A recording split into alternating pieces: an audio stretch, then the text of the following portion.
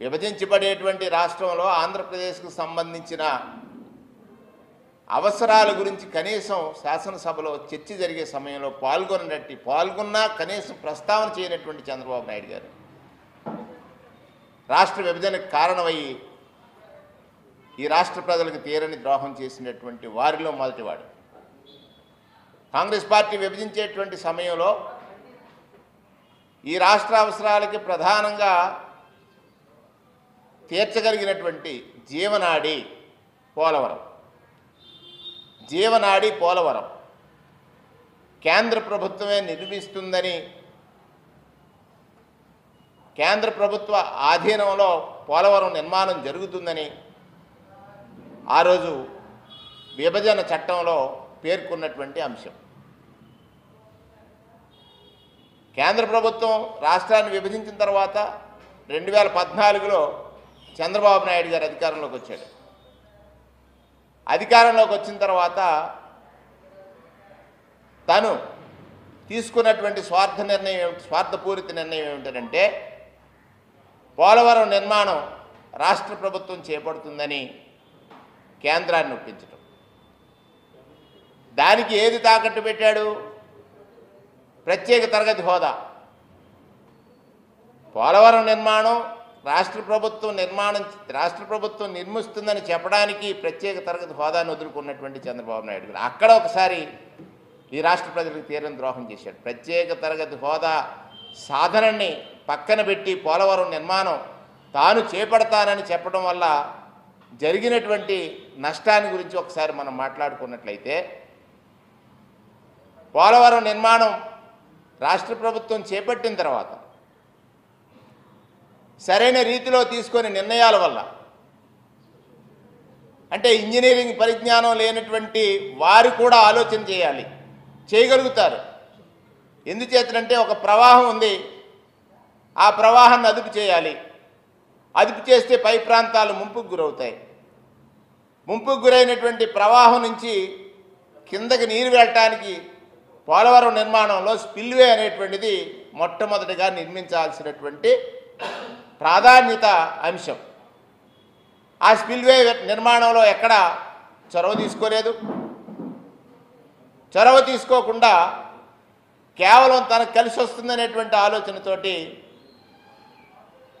Upper coffer dam, lower coffer dam ఈ రెండు పూర్తి కావాలి. అప్పర్ కాపర్ డ్యామ్ పూర్తి కావాలంటే స్పిల్వే ప్రధానమైనటువంటిది. లోయర్ కాపర్ డ్యామ్ ప్రారంభించేశారు, అప్పర్ కాపర్ డ్యామ్ ప్రారంభించేశారు. మధ్యలో డయాఫ్రామ్ వాల్ వేసేశారు. డయాఫ్రామ్ వాల్ వేసి వరదలు వచ్చే సమయానికి అప్పర్ కాపర్ డ్యాంలో స్పిల్వే లేని కారణం చేత 2 గ్యాప్స్ వదిలితే హెవీగా వచ్చినటువంటి వాటర్ ఫ్లడ్ టైంలో ఈ ఏదైతే కాపర్ డ్యామ్ ఉందో ఆ కాపర్ డ్యామ్ మీద ప్రెజర్ పడి కవర్స్ అయిపోయాయి. ఆ నష్టానికి కారణం ఎవరు? చంద్రబాబు నాయుడు గారు కాదా? రాష్ట్ర ప్రజలు ఆలోచించాలి. తన తీసుకున్న నిర్ణయం వల్ల కాదా?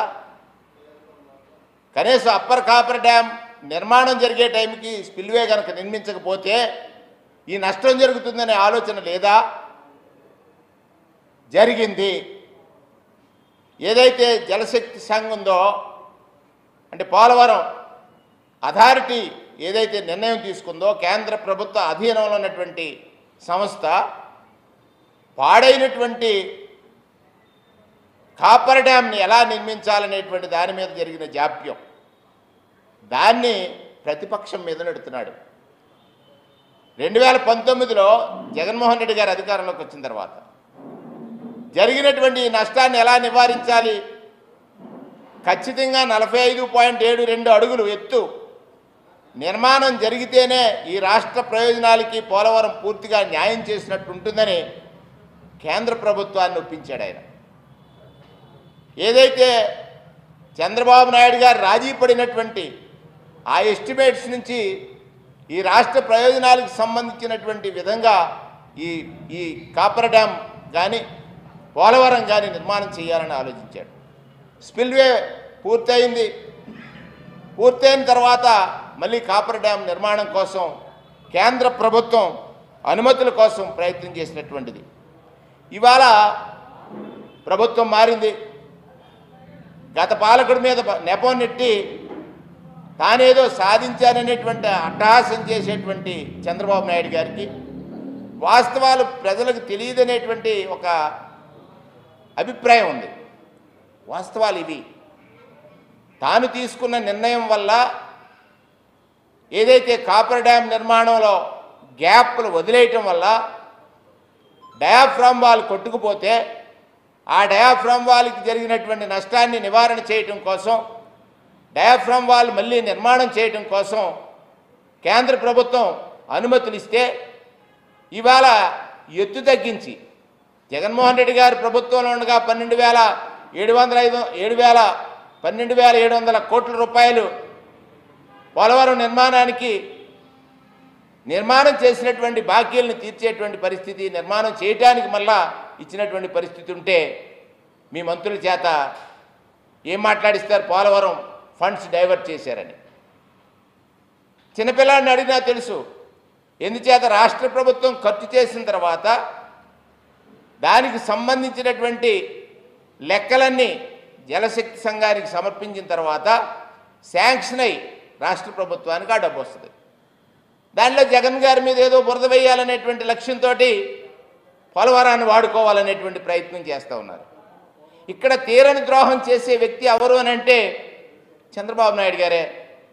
ఇవాళ 41.15 అడుగులకి ఎత్తు తగ్గిపోతే 164 టీఎంసీల నీటి నిల్వ సామర్థ్యం కలిగినటువంటి దేశంలోనే పెద్ద ప్రాజెక్టు, బహుళార్థ సార్థక ప్రాజెక్టుగా నిర్మాణం చేయదలిసినటువంటి పోలవరం ప్రాజెక్టు ఇవాళ 115 టీఎంసీల నిల్వ సామర్థ్యానికి తగ్గిపోతే ఉత్తరాంధ్ర తాగునీటి అవసరాలు కానీ, రాయలసీమ నీటి అవసరాలు కానీ తీరటం లేదు.